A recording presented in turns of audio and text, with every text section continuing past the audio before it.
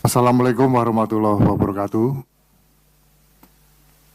Selamat pagi dan salam sejahtera untuk kita semua.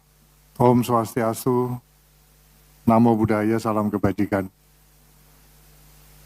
Yang saya hormati dan muliakan Ketua Banggar, Wakil Ketua Banggar, Bapak Ibu anggota Banggar DPR RI, para Menteri Koordinator dan seluruh peserta rapat kerja sekalian yang berbahagia.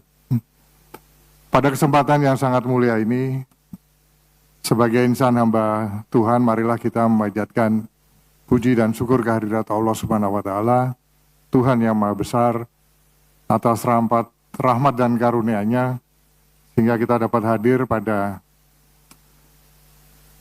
di tempat yang sangat terhormat ini dalam rangka rapat kerja Badan Anggaran DPR RI dengan Kementerian Koordinator. Selanjutnya perkenankan saya untuk memaparkan rencana kerja dan anggaran Kementerian Koordinator di bidang politik dan keamanan RA APBN tahun 2025. Bahwa berdasarkan Perpres nomor 141 tahun 2024 tentang Kementerian Koordinator bidang politik dan keamanan, terdapat perubahan nomenklatur, tugas, dan fungsi dari Kementerian Koordinator Bidang Politik, Hukum, dan Keamanan menjadi Kementerian Koordinator di Bidang Politik dan Keamanan.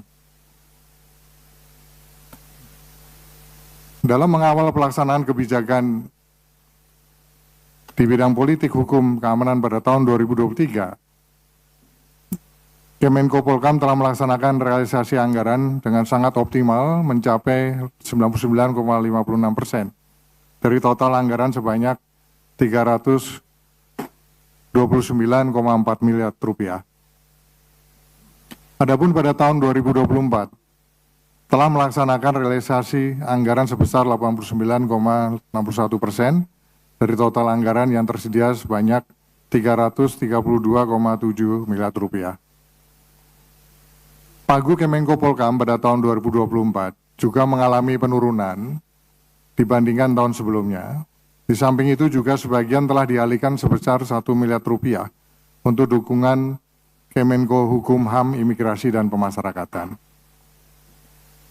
Dengan dukungan anggaran yang sangat terbatas tersebut, Kemenko Polhukam di sisi yang lain dituntut untuk bisa mengawal dan memastikan eksekusi seluruh program agar dapat terlaksana dan terimplementasi dengan baik di lapangan.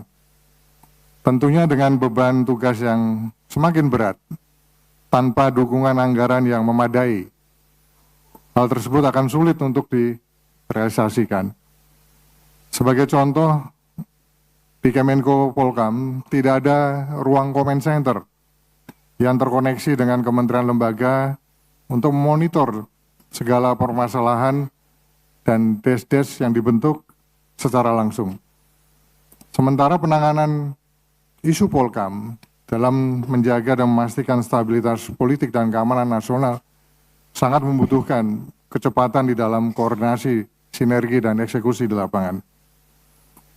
Selain itu, belum ada platform big data yang bisa menangani pengaduan masyarakat atau Dumas yang jumlahnya di Polhukam itu sangat banyak, puluhan ribu begitu, sehingga selama ini yang terjadi, tidak semua atau sebagian besar laporan tidak bisa tertangani dengan baik.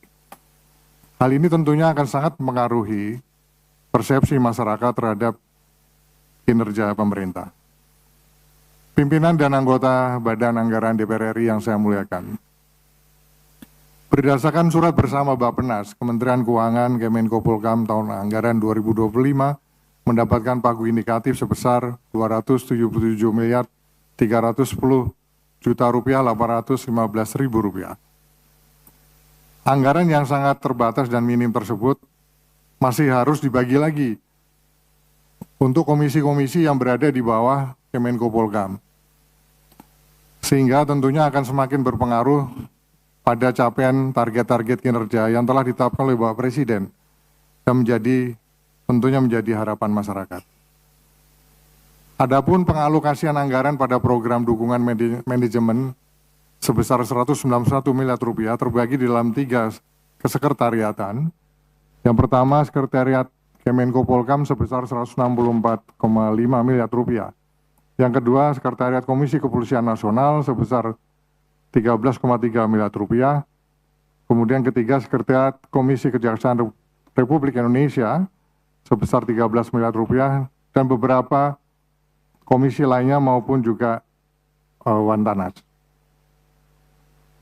Dari pagu 191 miliar rupiah tersebut dialokasikan untuk yang pertama belanja operasional yang terdiri dari belanja operasional pegawai sebesar 97 miliar dan operasional pemeliharaan kantor sebesar 49 miliar rupiah.